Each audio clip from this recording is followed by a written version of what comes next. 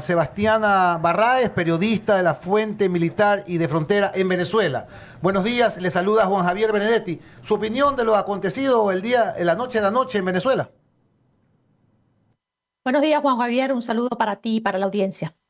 Definitivamente lo que sucedió en Venezuela es pues la continuidad de lo que el régimen venezolano ha venido ejecutando en los últimos años.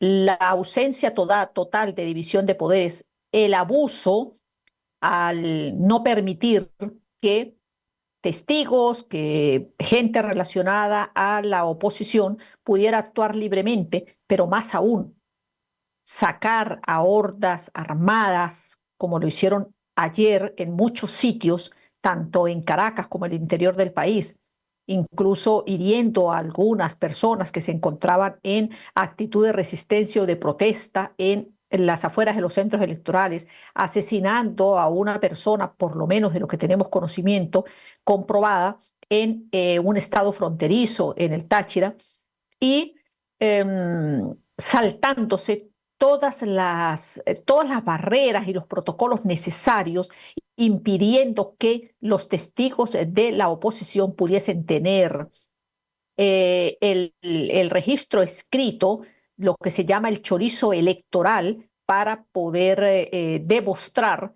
que el candidato Edmundo González Urrutia había ganado de manera arrolladora en todos los centros de votación, por lo menos la gran totalidad del país.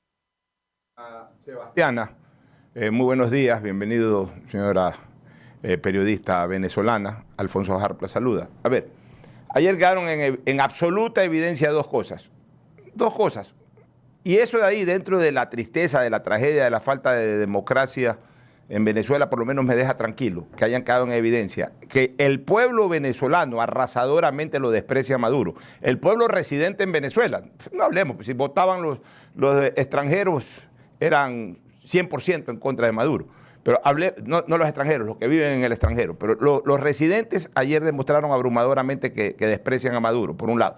Y segundo, ya quedó absolutamente consagrado también la tiranía en su máxima expresión, de cómo viraron un resultado de una manera grotesca al máximo. Ahora la pregunta es, usted que está ahí, investiga, es periodista, las actas, las benditas actas, porque en este momento la oposición, sí le creemos a la oposición cuando se dice que ha habido una arrasadora victoria, pero hay que creerle documentadamente las actas. ¿Dónde están esas actas? ¿Qué porcentaje de actas tienen? ¿Esas actas son suficientes como para demostrar esa arrasadora victoria de la oposición sobre este tirano? Mira, Alfonso, esta es una historia que no ha concluido. Eso es lo más importante que debemos señalar. Y si bien es cierto que hubo muchos obstáculos, pues una de las cosas que ha dicho tanto María Corina Machado como el grupo de personas que han acompañado a González Urrutia en esta acción, por ejemplo, anoche, era que en efecto contaban con las actas. A ver, pero hay una situación. Es que es importante precisarla. El Consejo Nacional Electoral, que es el ente rector en materia electoral en el país, está integrada en su gran mayoría por gente afecta, relacionada, militantes del Partido Socialista Unido de Venezuela. Ya nosotros habíamos tenido en diciembre pasado la emisión por parte del presidente del Consejo Nacional Electoral de que habían salido a votar por un referéndum sobre el Esequibo 10 millones de personas, cuando se notó de manera pero determinante que los centros de votación estuvieron absolutamente vacíos. Es decir, el problema es que en Venezuela no solamente que no hay división de poderes, sino que además tenemos el Tribunal Supremo de Justicia que se encargó de legalizar el robo de las tarjetas electorales tanto a partidos de la oposición como partidos que habían apoyado a Nicolás Maduro en el pasado y que ya no lo hacían. Por otra parte, tenemos a un ministerio público, a una fiscalía que responde absolutamente a los intereses de la revolución bolivariana, con un fiscal bufón con un fiscal que además se ha inventado en los últimos meses unas fulanas operaciones de intento de magnicidio contra Nicolás Maduro, entre las cuales, por cierto, me señaló a mí y me dictó una orden de aprehensión, así como a otra cantidad de periodistas que afortunadamente pues no hemos sido detenidos. Pero sí hay periodistas detenidos en Venezuela, sí hay defensores de derechos humanos detenidos en Venezuela, y hay dirigentes políticos y también hay militares que por razones políticas, cientos han estado presos o se encuentran presos actualmente o que tienen procesos judiciales abiertos. Es decir, la institucionalidad en Venezuela está totalmente comprometida. Sebastiana, muy buenos días. Estamos conversando con Sebastiana Barráez, periodista de La Fuente Militar y de Frontera. Sebastiana, pero todo esto ya se sabía, vamos a decirlo así. Sí. Ya se sabía que tienen tomadas todas las instituciones, que tienen tomado el Consejo Electoral, la Fiscalía, la Fuerza Pública, que la vimos ayer, pues totalmente del otro lado, que tienen pandillas en la calle, etcétera. Pero para efectos de la comunidad internacional, el presentar las actas, porque mire usted las declaraciones de los distintos presidentes, es quiero ver las actas. No están diciendo ganó, perdió el otro, sino quiero ver las actas, quiero validar esto. Por eso retomo la pregunta del Pocho. ¿En qué porcentaje? Hasta anoche, la última declaración de Corina dijo, tenemos el 40% de las actas. ¿En qué porcentajes ahora, que estamos 8:35 de la mañana, se tienen a esta hora? A ver, yo no sé exactamente cuál es el porcentaje de actas que se tienen. ¿Por qué? Porque, entre otras cosas, es importante determinar que el Plan República, es decir, en los militares, que son los que controlan los centros de votación, que son los garantes del material electoral y del orden en los centros de votación, pues ayer usurparon absolutas funciones, incluso que les corresponden a los miembros de las mesas electorales. Hubo una actuación del Plan República, por ejemplo, de impedirle a los testigos de la oposición que ingresaran a determinados centros de votación. Igualmente ocurrió que los militares que no deben estar dentro de las aulas, es decir, dentro de la mesa de votación, pues estaban incluso decidiendo, tomando acciones aunados o respaldados, entre otros, por el representante de la mesa electoral, del Consejo Nacional Electoral, que no es más que un técnico. Entonces, hay, por supuesto, una situación muy difícil en estos momentos porque me imagino que hay muchos testigos de mesa que no tienen el acta electoral porque se negaron a entregársela, porque lo que se llama el chorizo electoral, y eso hay denuncias registradas y reflejadas, de que los miembros de mesa, los militares, el técnico, no les permitieron a los testigos de mesa que pudieran tener las actas en su mano. ¿Cuáles son las acciones que se han anunciado ya esta mañana? ¿Es más dirigido hacia el ámbito internacional o localmente están preparando manifestaciones, calle, un poco? ¿Qué va a pasar el día de hoy? A ver, hay mucha sorpresa, obviamente, hay mucha indignación, hay mucha gente en las calles, pero también es cierto que hay grupos armados en la calle.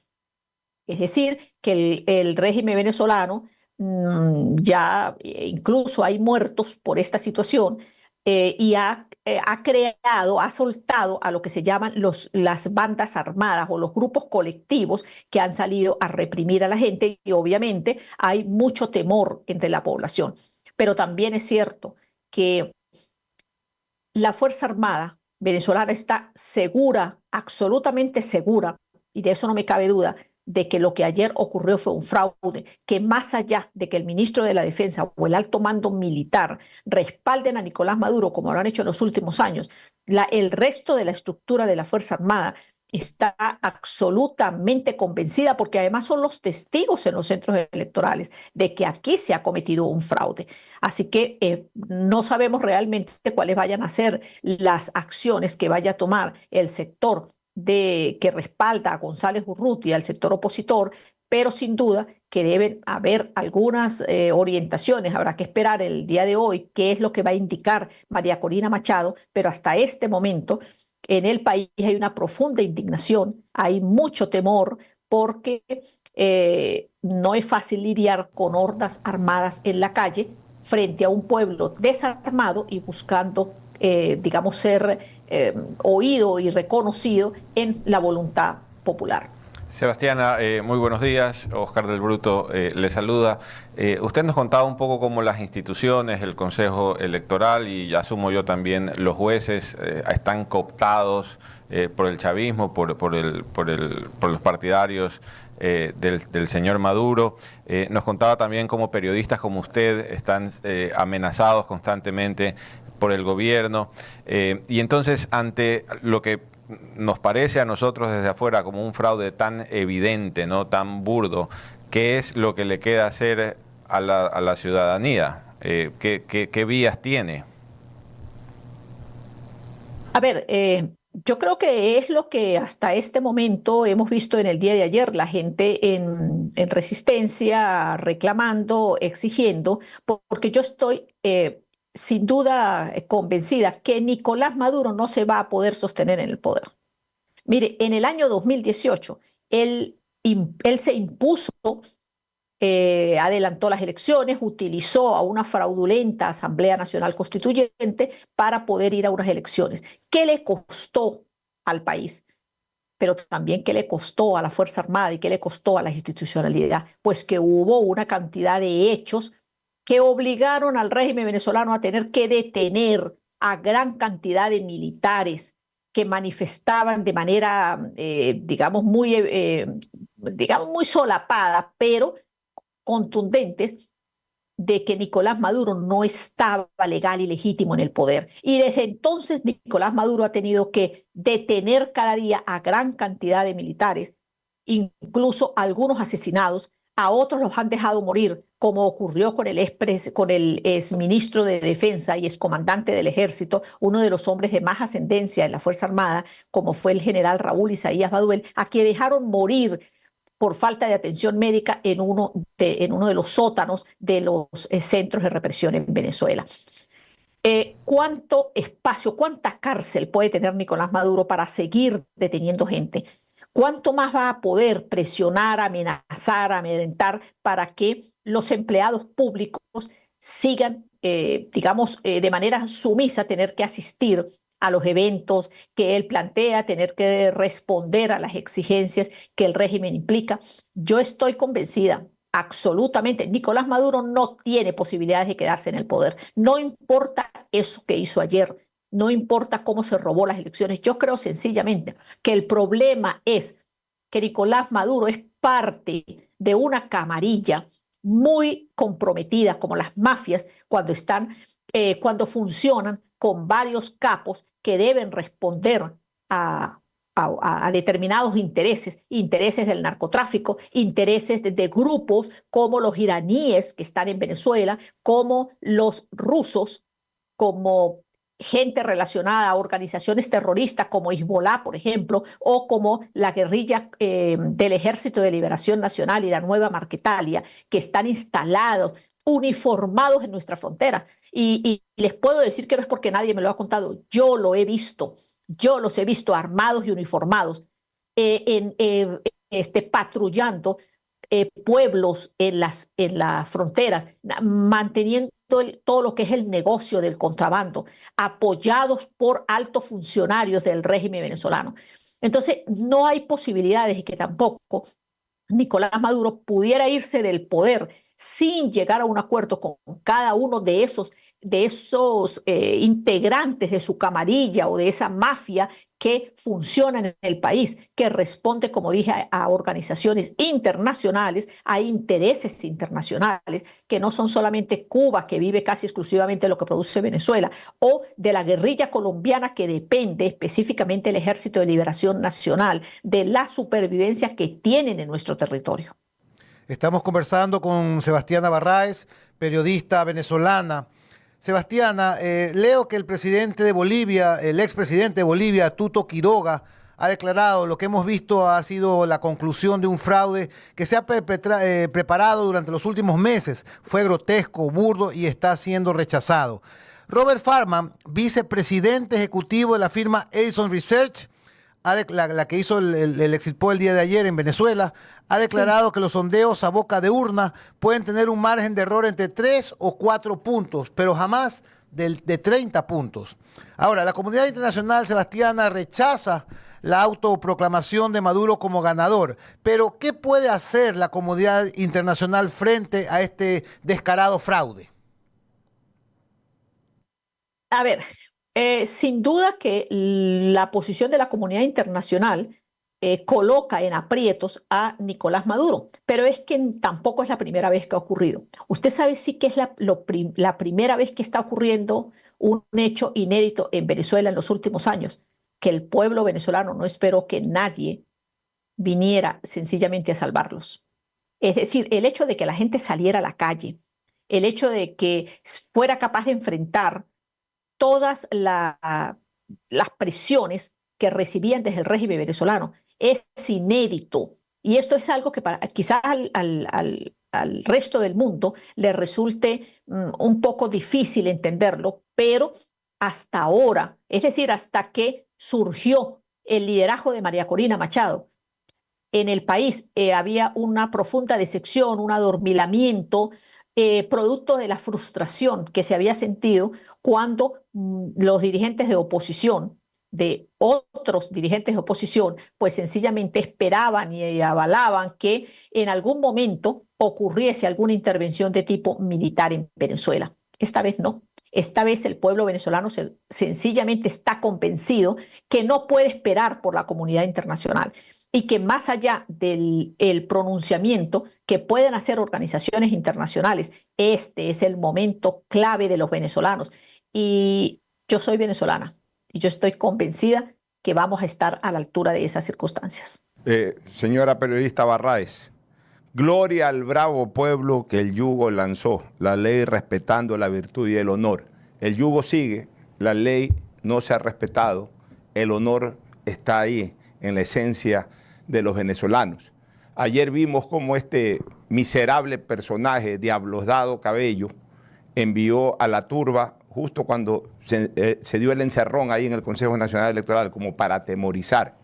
Y es muy probable que si es que la gente comienza a hacer manifestaciones, este sujeto, que parece ser el brazo armado, el brazo político armado, pues tenemos el brazo armado que es de la Fuerza Armada, que ya es un brazo armado de este gobierno, pero hablemos que el brazo político es este Diosdado Cabello.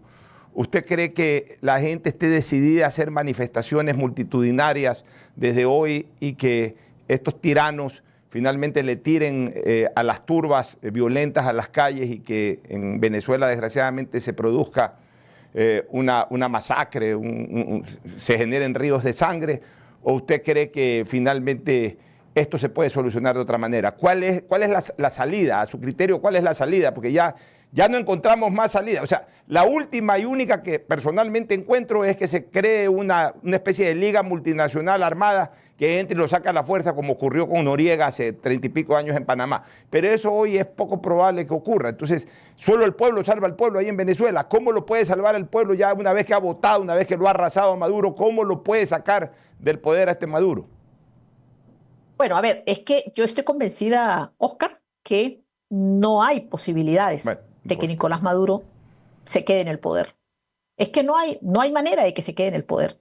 No importa lo que ayer ejecutó, no importa que ayer haya respondido a ese sector de la camarilla, es que no hay posibilidades de que se pueda quedar en el poder porque no hay gobernabilidad, porque han tenido que inventarse toda una cantidad de artilugios para poder tratar de darle, digamos, un viso de triunfalismo a esto que ocurrió, que para ellos no lo tiene. Y el común de la gente, incluso el propio chavista que había acompañado a Nicolás Maduro y que si tenía alguna duda de que éste era capaz de mandar a matar gente, de sacar a las hordas, porque incluso ya lo había hecho en el año 2017, 2018, en el 2014, pero también creo que aquí hay un punto de quiebre y ese punto de quiebre no le permite a Nicolás Maduro mantenerse en el poder.